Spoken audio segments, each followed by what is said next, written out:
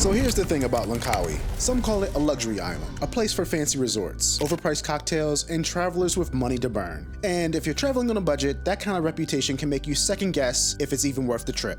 But that's exactly why we came, to challenge that notion, to prove that travel isn't just for someone with deep pockets. So, over the next week, we're pulling back the curtain, breaking down exactly what it costs to explore this island without spending a fortune. Because the best experiences, they don't come with a price tag. Welcome to Langkawi on a budget. Sort of.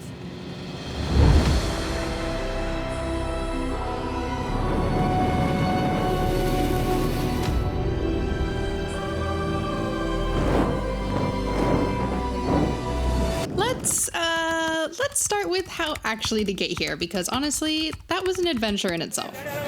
Since we started in Georgetown, Penang, the first stop was a quick 10-minute ferry ride to the mainland to reach the train station.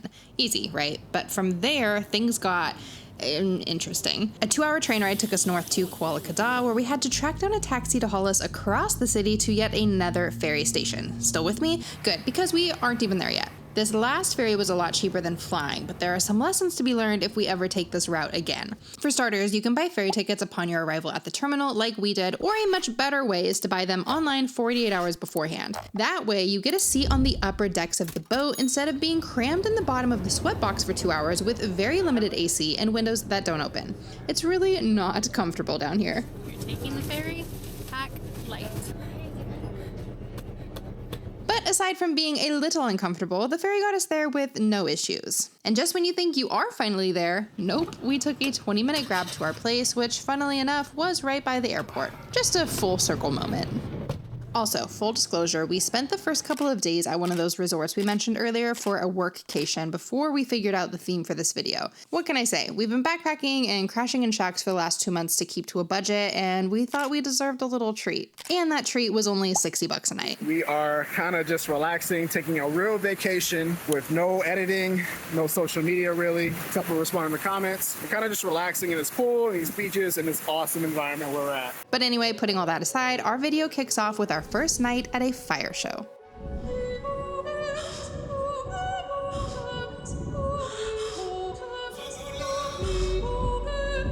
The fire shows in Langkawi are easily one of the most captivating things on the island. There are some places where safety precautions seem more questionable at best, and after a couple of near misses, you start to wonder if this might be the night someone loses an eyebrow. Some of the shows are free, just expecting you to buy a drink, but others will charge a cover. We ended up at one put on by Kalut multiple nights, and each time they put on a great show. There was no accidental torching of the audience, which is always a plus. We woke up early and hit the road, heading to what's probably the most expensive attraction on this trip. Safe to say, we were eager to find out if it was worth the price. Plus, Tony's still without his international driving license, I was stuck with all the driving, and if I had to haul our butts all around this island, it better not be a letdown.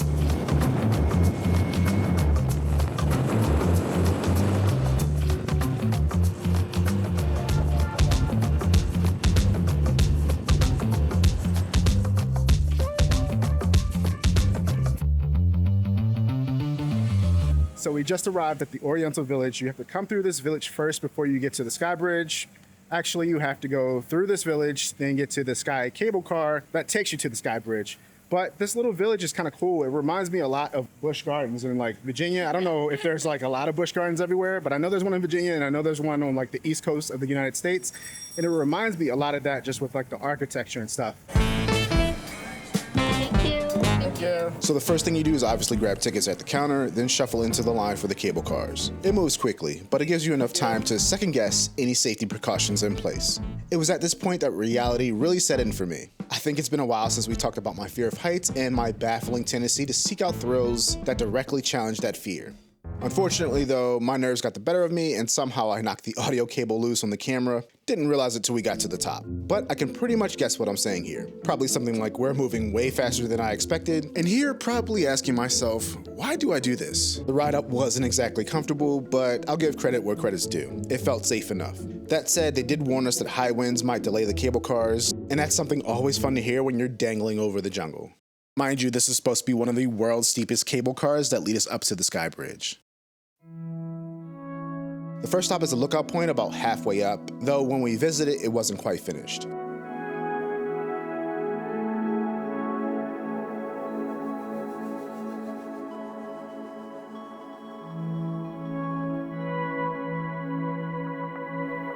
And after taking in the view, we hopped on another cable car that carried us even higher.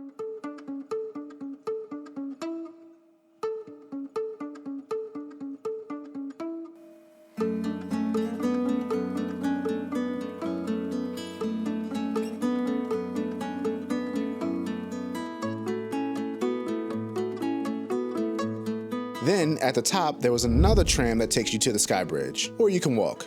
We walked, not because the line was long, but because it was less than half a mile and it lets you stroll right under the cable cars, which I think was actually pretty cool. Also, be on the lookout for the monkeys, even all the way up here. Over the course of our visit, the Skybridge held the title for the longest curved bridge in the world at 125 meters. Not sure if that record still stands. Things like that tend to be a little nuanced. Maybe it's the longest curved pedestrian bridge above sea level in the jungle in Southeast Asia, or something really specific like that. But honestly, whatever the exact title is, it's still an incredible sight.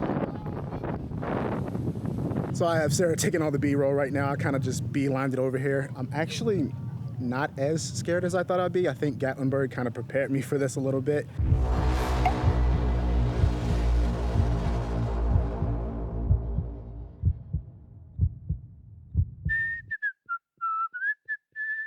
The way the wind is blowing has me a little bit on edge, so I just said, nope, I'm gonna go straight over to the end.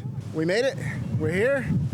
It is a really nice view despite the wind. I'm gonna put that out there and say, I am kinda enjoying myself.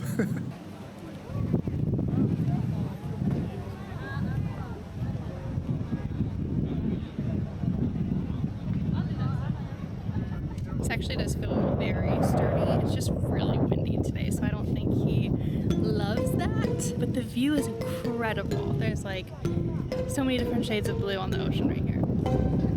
It is really high up though. Your food?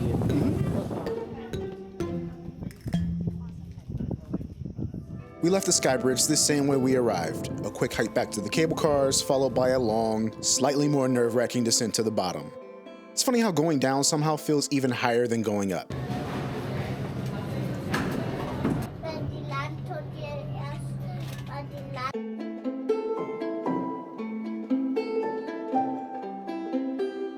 So this opens at 9:30. We got here at, I think, like 11 almost, and there really wasn't a ton of people. It is now 12:30 and there's significantly more people. I would say that was a lot of fun. The views are absolutely beautiful up top. This is the first activity we're doing in Langkawi, so I have a feeling it's not going to be at the top of the list of activities we're going to do, just because this place is so beautiful and has so much to see. So we did a standard non-express line cable car, and then we did the Skybridge. So it was 37 USD total for us, which is 178 ringgit. So like 18 bucks a person USD. Before heading out, we stumbled into a food court, and at this point we were hungry, so we weren't feeling particularly picky. The first spot that looked good was the winner. We kept it simple with a Malay classic, nasi goreng ayam. Fried chicken and rice, crispy, flavorful, and exactly what we needed. And for only 9 ringgit each. Scary.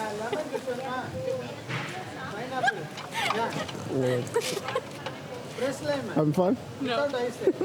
I forget what these monkeys are called, but there's something about their faces that kind of creeps me out a little bit. Actually, maybe they're kind of cute, and might steal your snack when you're not looking kind of way. The day wasn't over yet. We made it back to our town, took a breather, then headed out for what quickly became our nightly tradition, chasing the sunset and catching another fire show. We're on a tropical island, so of course we're gonna go to the beach a lot. But I feel like every other night we've been going to these fire shows, and that's what we're doing tonight. To let the sun set, catch a fire show, get something to eat, and call it a night. There's something about ending the night with flames spinning against the dark sky, the sound of waves in the background, and a cold drink in hand that just never gets old.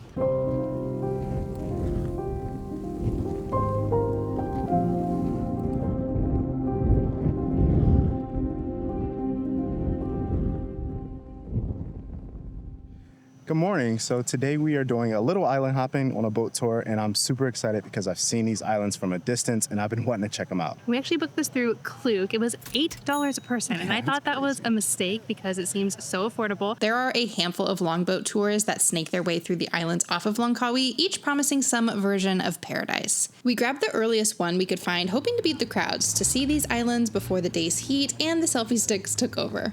The captains always look so nonchalant steering these boats. I guess that comes from doing this 1,000 times before. Meanwhile, the ride was anything but smooth for us in the back. Lots of bouncing over the swells and salty sprays misting over the sides and into our faces. If you get seasick, you might want to prepare yourself for this one.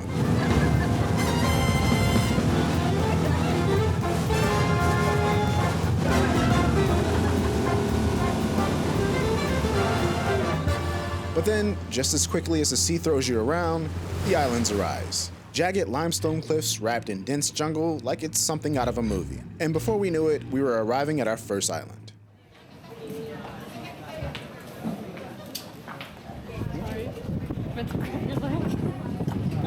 We made it to our first stop, which is a little place called Dayang Untang. Apparently there's supposed to be a freshwater lake here that we can go swimming in and kayaking in. It's very windy, so we'll see what the water looks like.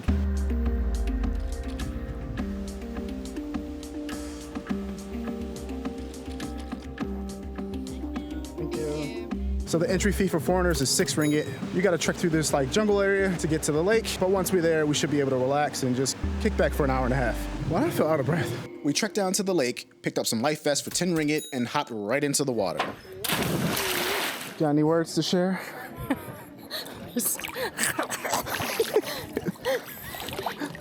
Chokes you out. Yeah. Feels nice. I haven't swum in a lake in Ages. I could not tell you when. Yeah. Years.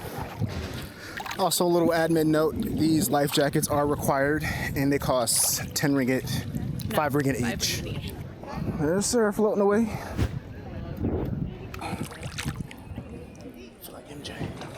You feel like MJ? Why? We only had about an hour at this first stop, so we made it count, soaking in as much as we could before it was time to hop back on the boat. It is very windy. Oh my god.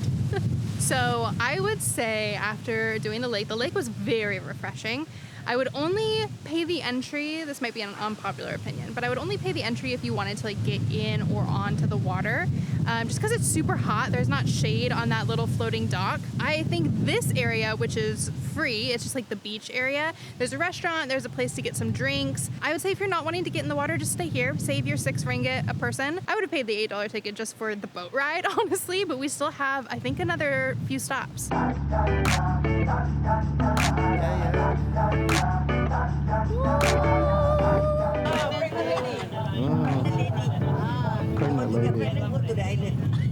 If you could hear any of that in the background, these mountains are called the Pregnant Maiden because they're shaped like a woman lying on her back with a pretty unmistakable baby bump. Local legend also says the lake here has fertility powers. You know that I feel good. Doing things I never thought I could. Smiling in the mirror, I look good. Like I should. I feel friends making you. I don't know about you. I feel good. I feel good. Like I should. I feel friends making you. I don't know about you. I feel good.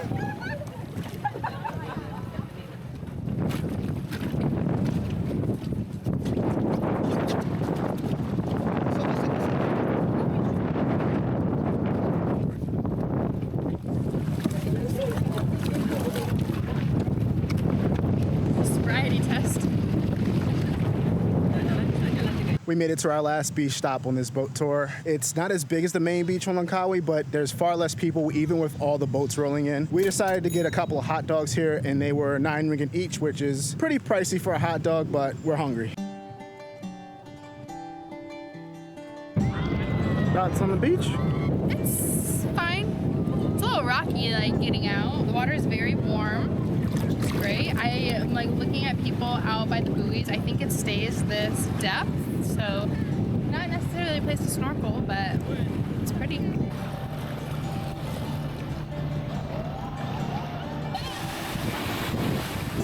Bye bye. It was time to head out, but not before one more stop on this tour. One I have to be completely honest about.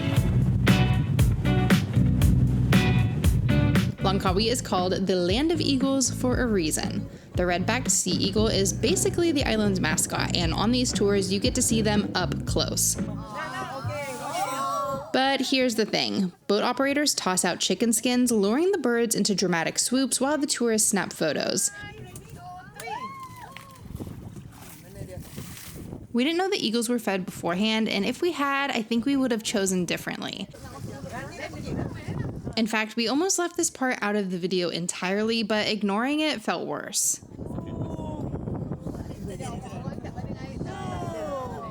There are other, more eco-friendly ways to experience Langkawi's islands, and next time, that's where we'll be.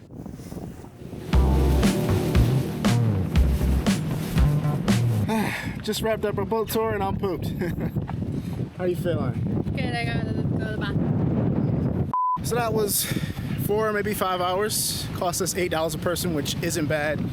Like Sarah said, if you just want to go for the boat ride, that in itself is totally worth it. But then you get the stops at the beaches, the lakes, and the eagle feeding, which I don't totally agree with, but it is part of the tour. It feels like we've been out here forever, but somehow it's only 1 in the afternoon. I guess that's what a full day under the sun will do to you. Anyway, we got our sights set on one of Langkawi's night markets, but those don't kick off until around 6. So for now, we'll regroup and figure out how to kill a few hours. See you in the future. There's a night market every day on a different part of the island, so no matter where you stay, chances are you'll be able to catch one. We happen to be staying here near the Timoyang night market, which runs on Thursdays. And you know how we do on night markets. We're gonna see how much we can eat and how little we can spend. This market isn't really the type where you sit down and eat, so we plan to wander around and grab a few things to take back to the apartment. Immediately though, I spotted something interesting, something that I was kind of excited about.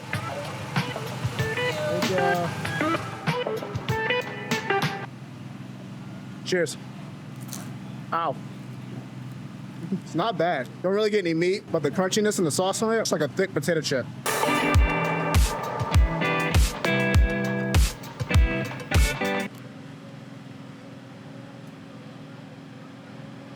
Yeah, pokey.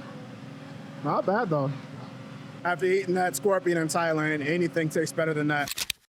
I know this is like a touristy thing to do, but like, whatever, you only live once, right? You may as well go for it. You doing the whole thing or you taking a bite? Oh, whole thing. Whole thing it is, all right. Here we go. Ew.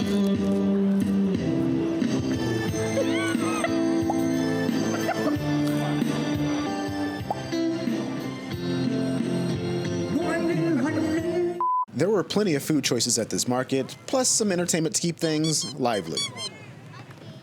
Even with the large crowds and narrow paths, weaving through wasn't too difficult. Can we do 6 pieces? The second thing we grabbed was some mochi, though it wasn't quite what we were expecting. We're used to the Japanese-style mochi with rice flour and ice cream, so this was a bit of a surprise. Still, we're always down to try something new, and it was actually pretty good. It's not what I thought it was. It's never what I think it is. Oh, yeah. Yeah. It's like red bean filling. Yeah. Chocolate. It's good, it's just when you're expecting ice cream and it's not ice cream, it's a little jarring. We also grabbed a couple of drinks and stocked up on some quick bites to take back with us. I forgot to keep track, but I think in total we paid less than 30 ringgit for everything. A solid market haul for the night.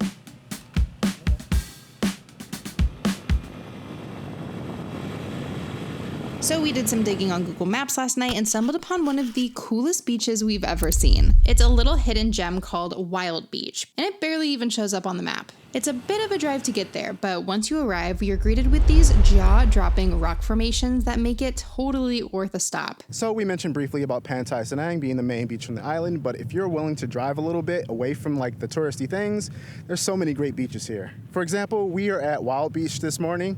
Got here around 9, it's about 10 o'clock now, and we still had this entire beach to ourselves. Only one other person has showed up, and we've flown the drone, taking great pictures. The only downfall about this beach is that there is a factory to the left over here, which kind of hurts the view a little bit, but still, if you just ignore that and look towards this side with all these beautiful rocks, you get such a great beach to yourself. Also forgot to mention, it was about a 30-minute drive for us to get here.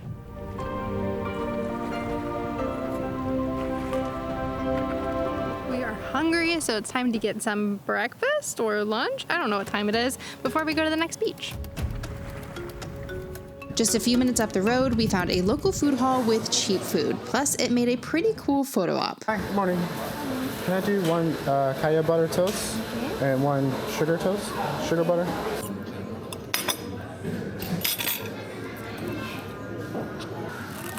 So we stopped briefly. We found this little shopping center near another little beach, and we got some kaya toast and a copio and orange juice for breakfast. Altogether, it costs 8 ringgit, 10 for the toast and 8 for the drinks.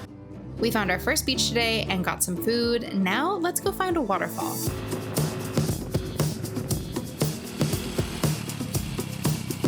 So we've just arrived at the Durian Peregrine Falls. I think I'm saying that wrong, but I'll put a graphic up. This waterfall is supposed to be a little bit easier than the other waterfalls because it's literally just up some stairs and there's different pools you can stop at. And then you kind of walk through this village before you get to the waterfall, which is kind of cool to just look at all the little shops and everything that's around here. So I chose to go to this waterfall because one, it shouldn't be as crowded, but also when we were at the Skybridge, just looking at the Seven Walls waterfall, it didn't look that impressive. Mostly because it's dry season, so it just looked like most of the waterfall was dried up. I'm hoping this one doesn't look the same.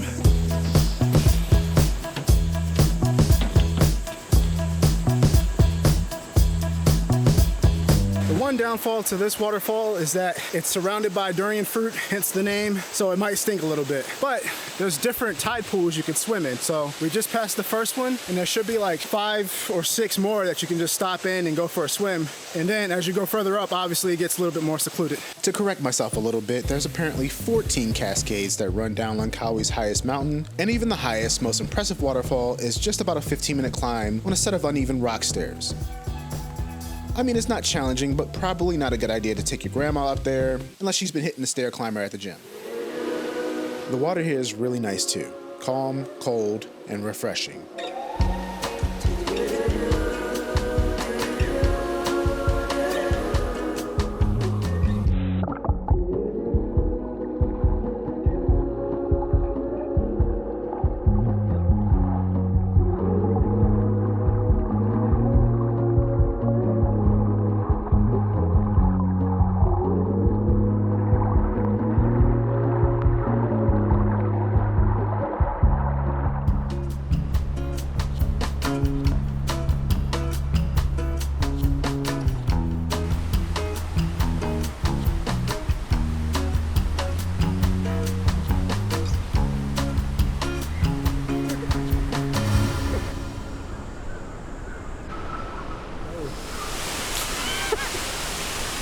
A lizard tanning in the sun.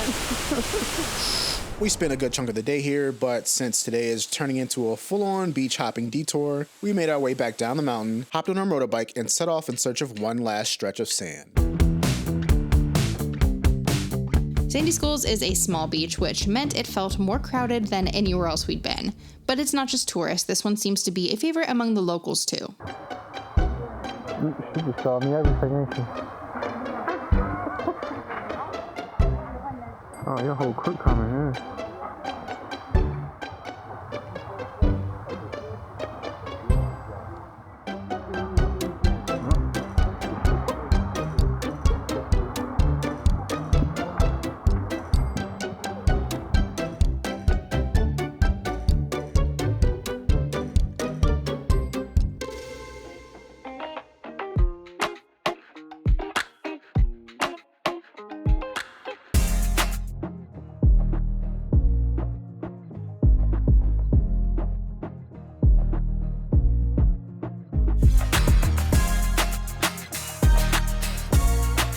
As our time in Langkawi wrapped up, we couldn't help but reflect on how wrong we were about this place. I mean, sure, there are still plenty of luxury experiences, but it was also rather affordable. We came here to prove that a tropical paradise doesn't have to cost an arm and a leg, and Langkawi delivered. In the end, Langkawi is a reminder that travel isn't measured by your bank balance, but by the experiences you collect along the way. We'll see you in the next one.